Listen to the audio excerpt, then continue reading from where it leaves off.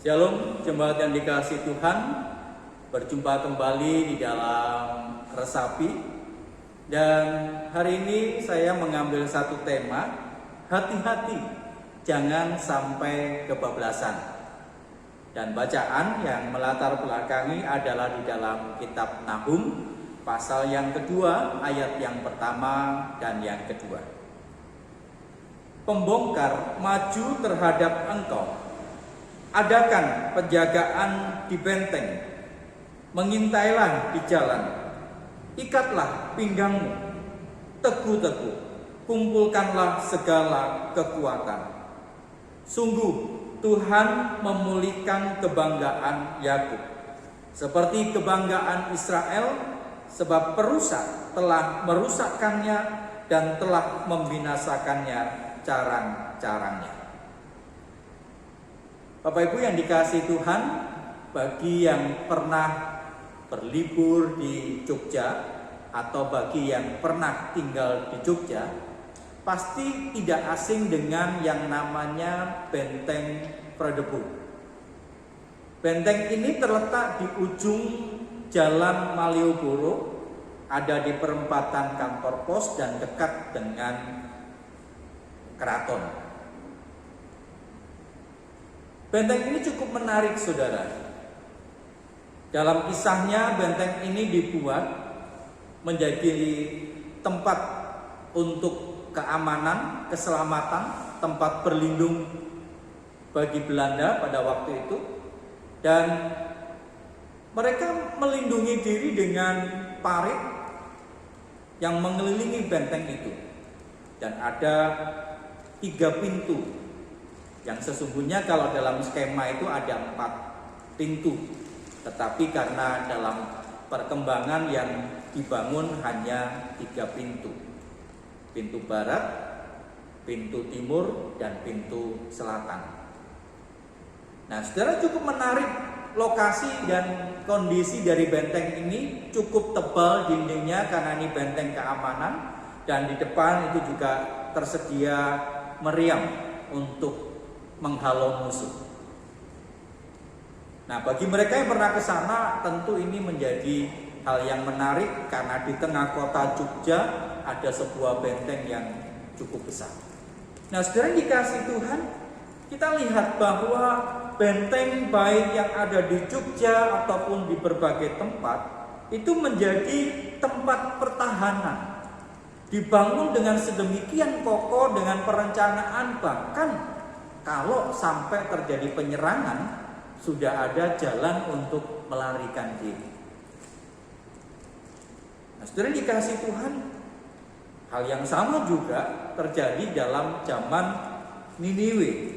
Bagaimana kota pertahanan Niniwe, dengan sekeliling mereka yang terdiri dari parit, sungai yang dalam. Jadi bagi musuh yang ingin menyerang dan menaklukkan bukan hal yang mudah untuk ditembus. Tapi kita melihat bahwa ada kekuatan Tuhan yang luar biasa, sehingga setebal apapun tembok yang dibangun dan sekuat apapun tembok yang dijaga, Tuhan mampu menghancurkannya. Artinya bahwa ketika Tuhan menghancurkan ataupun kekuatan yang ada di sana, bahkan sebaliknya ketika benteng yang kokoh itu dihancurkan, ternyata juga ada pemulihan yang diberikan kepada bangsa Israel. Bangsa Israel yang diyakinkan, bangsa Israel yang dikuatkan, bahkan bangsa Israel yang dikokohkan keyakinannya bahwa Tuhan pasti mampu mengalahkan dan menghancurkan musuh. Dan itu berarti Tuhan membangkitkan pula semangat dan bahkan kekuatan bangsa Israel.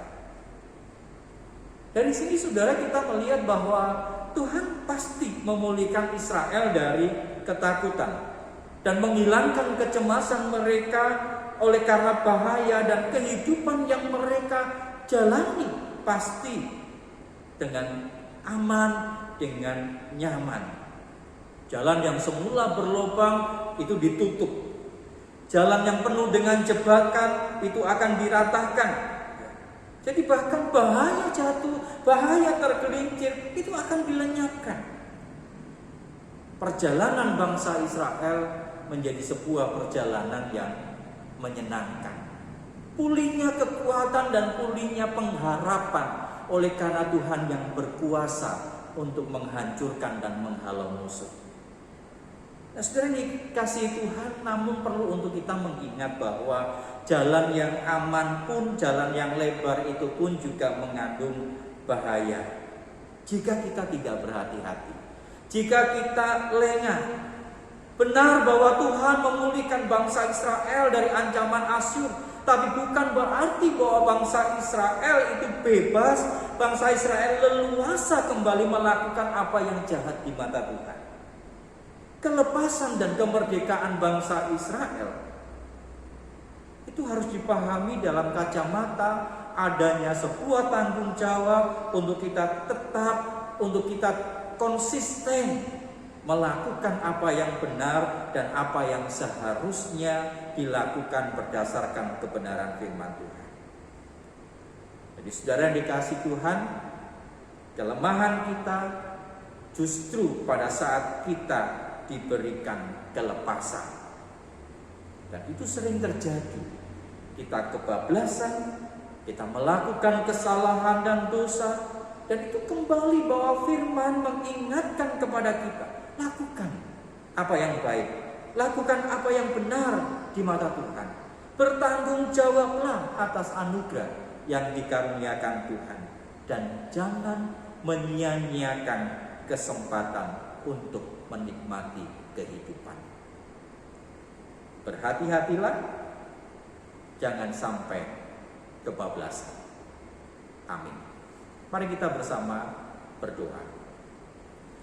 Berkatilah kami ya Tuhan dengan firman ini untuk menolong kehidupan kami supaya kami tetap ada di dalam kewaspadaan, baik kami menjalani kehidupan oleh karena penderitaan ataupun ketika kami beroleh berkat anugerah, keamanan, kenyamanan, dan ketentraman, untuk kami tetap hidup dalam benar, dalam kasih dan anugerah Tuhan.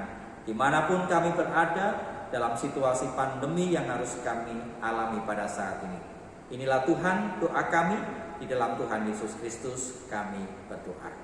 Sekali lagi jemaat yang dikasihi Tuhan, berhati-hatilah, jangan kebablasan. Tuhan Yesus memberkati.